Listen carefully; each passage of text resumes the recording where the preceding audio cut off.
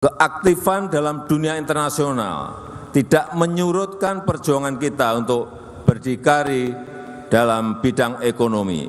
Kita terus perjuangkan kemandirian ekonomi, termasuk melalui industrialisasi di dalam negeri dan melalui hilirisasi di berbagai sektor.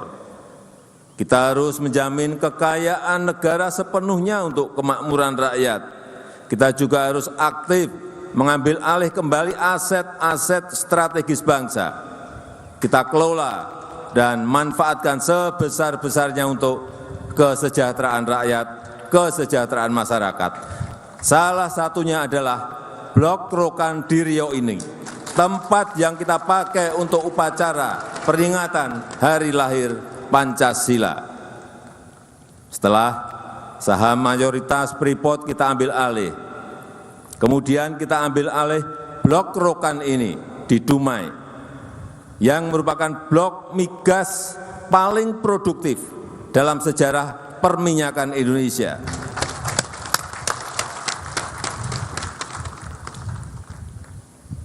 Yang sudah dikelola perusahaan asing Caltex dan Chevron selama 97 tahun.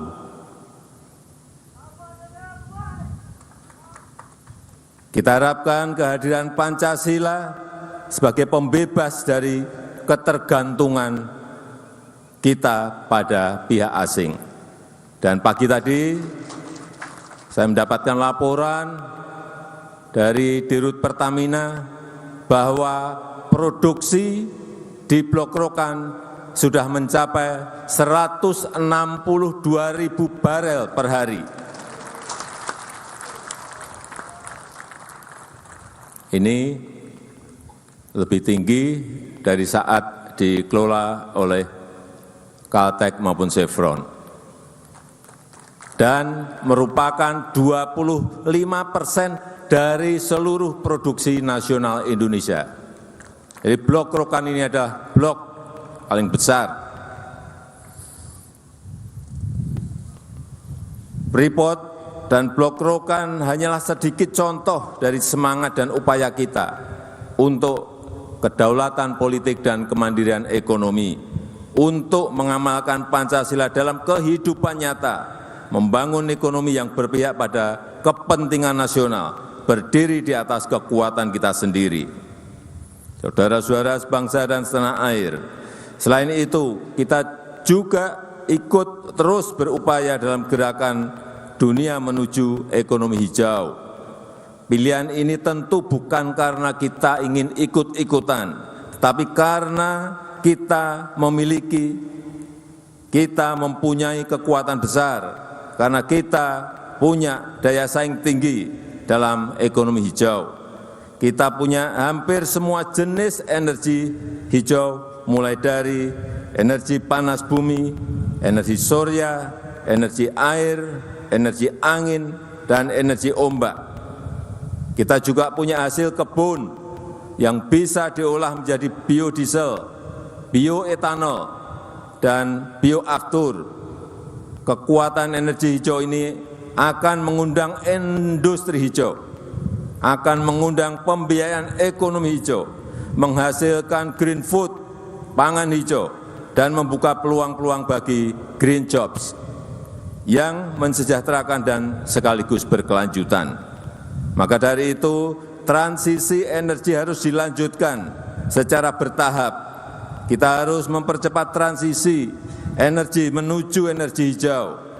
Pertamina dan PLN harus terus mengembangkan energi hijau yang meningkatkan nilai tambah di dalam negeri, yang mensejahterakan masyarakat, mensejahterakan rakyat bawah, yang sejalan dengan nilai-nilai Pancasila. Saudara-saudara sebangsa dan setanah air, di tengah perkembangan zaman ini, nilai-nilai Pancasila harus diaktualisasikan dan diwariskan dalam perilaku nyata, dalam kebijakan-kebijakan nyata yang jelas hasilnya, yang nyata dirasakan manfaatnya oleh rakyat. Kini demografi Indonesia didominasi oleh generasi Y, generasi milenial, generasi Z, Gen Z, dan generasi Alpha. Oleh karena itu, cara kita mensosialisasikan Pancasila juga harus dengan cara-cara mereka, dengan praktek-praktek teladan yang nyata, dan menggunakan serta mengembangkan budaya Indonesia.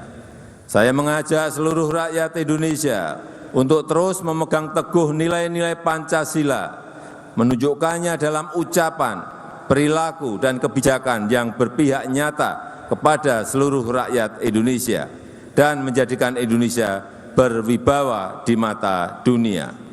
Itu saja yang ingin saya sampaikan dalam kesempatan yang berbahagia ini. Semoga Allah Subhanahu wa taala selalu meridhoi ikhtiar kita untuk menjaga Pancasila, menjaga NKRI. Terima kasih. Wassalamualaikum warahmatullahi wabarakatuh.